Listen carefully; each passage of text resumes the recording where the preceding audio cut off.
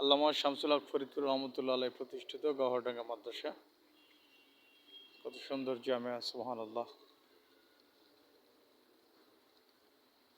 আল্লাহ সুবহানাহু ওয়া তাআলা আমাদেরকে তৌফিক দিয়েছেন। তো মাদ্রাসাটা দেখে যাই এবং আল্লামা শামসুল হক ফরিদপুর রহমতুল্লাহ আলাইহির কবরটা জিয়ারত করি। আসসালামু আলাইকুম। এটা দফতরে এহতেমাম, এটা আগে হেফজখানা ছিল। এটা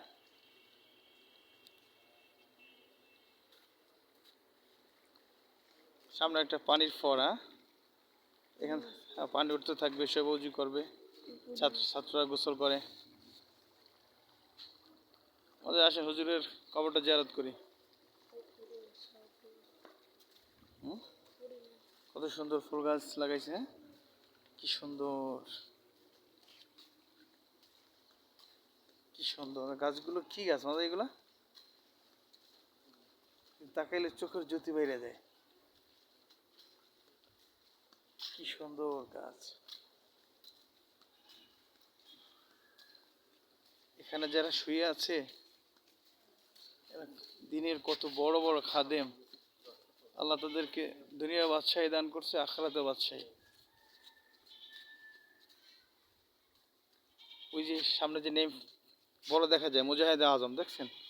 ওই যে মাঝেরটা বড় যেটা, এটা হলো আল্লামা শামসুল হক ফরিদপুর রহমতুল্লাহ আলাইহির মকবারা। এখানে যারা শায়িত আছে সব বড় বড় শায়েখ মশায়েখ এখানে। আমি যার কাছে বুখারি পড়ছি, আল্লামা আব্দুর রফ সাহেবুজুর রহমতুল্লাহ আলাই, ওনার কবর এখানে আছে। তারপরে কাশী নজরুল রহমতুল্লাহ আলাই এখানে আছেন, যিনি স্বপ্নযোগে আমাকে হাদিস পড়ানোর এজাহাত দান করছেন। এই যে আল্লামা শামসুল হক ফরিদপুর রহমতুল্লাহ আলাই, সদস্য হুজুর রাহিমাহুল্লাহ।